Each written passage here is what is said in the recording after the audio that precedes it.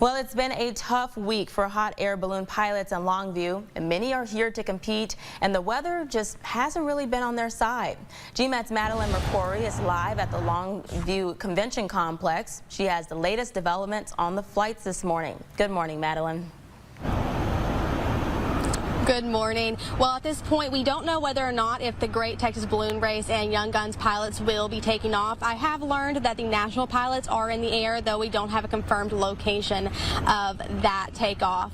Now, at this point, the Great Texas Balloon Race pilots and the Young Gun pilots are still waiting to find out if they will be able to compete. It looks like a good day, but they do have a supplementary briefing coming up to find out whether or not they'll get that opportunity to fly today.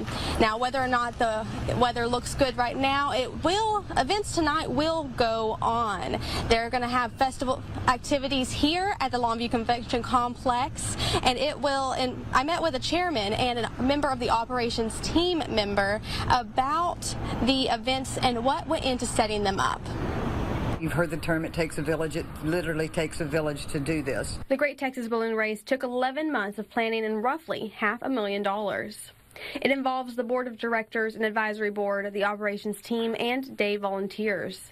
In the process of setting up the festival, operations team member Sharon Williamson says there's a lot to do. There's so many things. Setting up the tents, setting up the porta potties, setting up the gate, making sure the gates are there. Gai Bennett, the chairman of the Great Texas Balloon Race, said that each person played an important role. Each person has their own task, their own little kingdom to work on. Bennett has been the chairman for 2 years now. That's after being on the board of directors for 17 years. She says the Great Texas Balloon Race faces the same challenge each year. Challenges that we have every year are basically weather. Even if they have to cancel some portions of the festival due to weather, Bennett says they plan to hold as much of it as they can. This year, Williamson says the weather has made the festival setup more difficult. This takes everybody to get this event off the ground, and especially this year in the rain. Williamson says that today will be busy for everyone involved, and she hopes people will enjoy what they worked so hard to prepare. Extremely busy all day long, and then the gates open at 4 o'clock, and we want everybody to come on out and have a good time, even if you have to wear your poncho. For your ticket to the festival, Bennett says there will be a lot for you to enjoy. You get concerts, balloon glow, drone show. It's just a great night of entertainment. That night of entertainment begins today at 4 p.m.